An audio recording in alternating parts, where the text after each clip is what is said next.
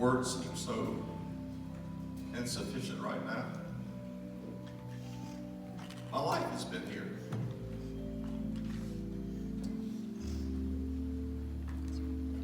And if I could rewind the clock, I don't think I'd change a minute or a day. I'm so privileged that I get to stay on as a member of this church, part of this church after I retire, and that won't create any schism or difficulty. What a privilege. And it's where I want to go. I want to be with you. It's a privilege to get behind Brad. We've only known each other really well for a year. And I love him like family. I won't take your time up today. That would be inappropriate. I can talk till 6 o'clock. People in this room, I love you. People I've pastored. I've given a lot of times for you, but you've given a lot to me, and for me, and with me. My family, my sisters, my brothers-in-law, my only brother, Edwin, his wife, my kids, my grandkids, and the close friends. I just want to say one thing really quickly that's kind of off course. About 10, 12 years ago, I don't know, maybe a little longer, I was standing in my living room one day, and there's actually tears coming down my face. My wife said, "What's wrong with you?" And I said, "I don't have a friend." I said, "I know a lot of people, and I love a lot of people, but I don't have anybody that I can spill my guts to and not worry about." And she said something, maybe said, "Man, I want to slam her." She said, "Well, go make some." And I thought, that's stupid. But I took her advice. And I made a handful of friends that I knew I could trust with my life. Man that just stood here and did such an incredible job in this pulpit is a blood brother. I made a friend there, John Vernon, that just walked with John. Would you Kim just stand up for a moment? You just give them a hand, please.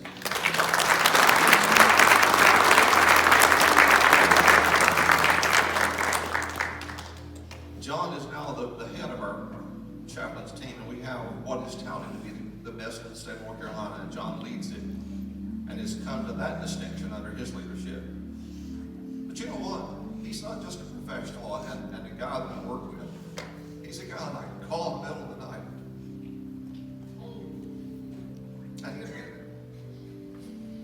And Jerry, that was up here praying for me, he just retired from a huge church up in Maryland and is retired to this area. He's another blood brother.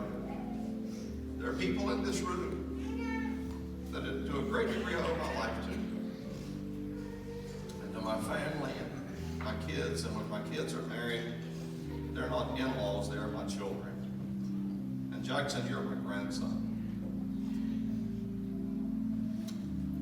So I want to thank you for, what's the movie called?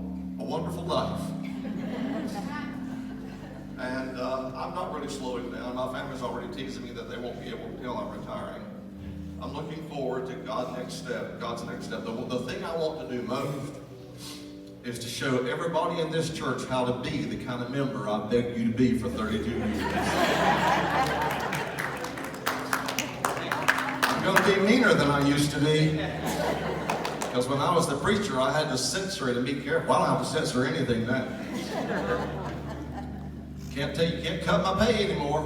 I'd be part of it, so get ready for me to become what Boyd Byerly is, the great confronter. You know, if he retires, I hope I get to say something, because when he was a football coach, he had a kid cutting up in math class one day, and he got so mad he picked up the kid and the desk and everything and threw him out the door in the hallway. The assistant principal said, "You can't do that." He said, "I just did that." This is a wonderful moment. I love you more than I could ever express. There are people in this church that my soul is bound to.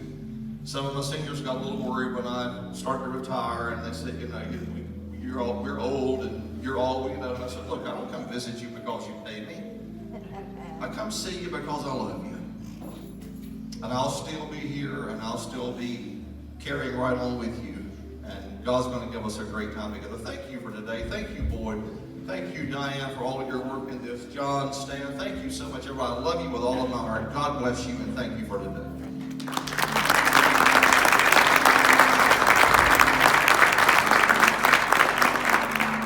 I want two things. Number one, you're signed up for nursery next week.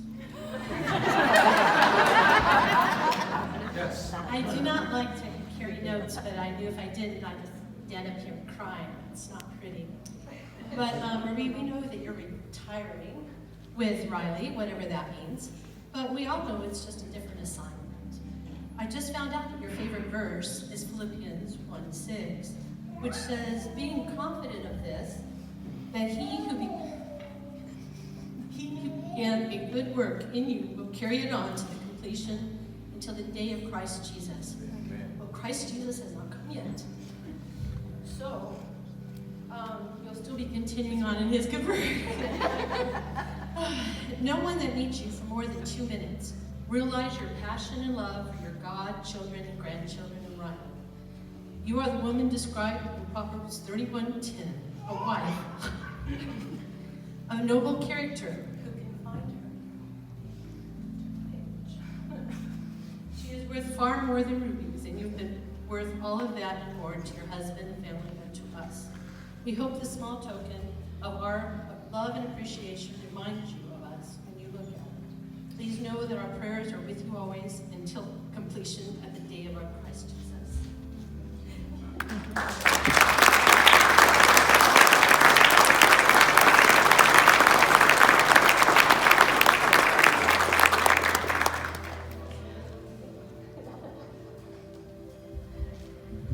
Say thank you. I'm not much with words in front of people. I do a lot behind the scenes, and that's where I prefer to be. But I couldn't sit down today without telling you how much I love you. Thank you for everything through all these years, and I just look forward to many, many, many more years serving with this congregation. And when I stopped this morning, whenever I was getting ready for church, I realized, good grief, I've spent over half of my life here with you.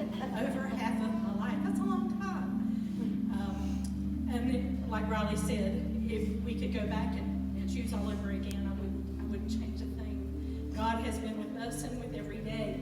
He has poured blessings in our lives upon blessings. We've had things we've had to face that have been difficult, but we always held on and tried to stick in there, as Boyd was saying, and God proved he had a bigger plan. And as it unfolded, we've been richly rewarded. And we just thank you so much, because you mean everything to us.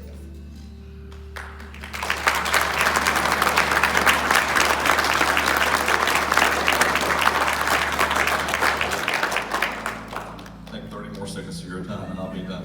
Mark, Kathy, sit in just a moment, please.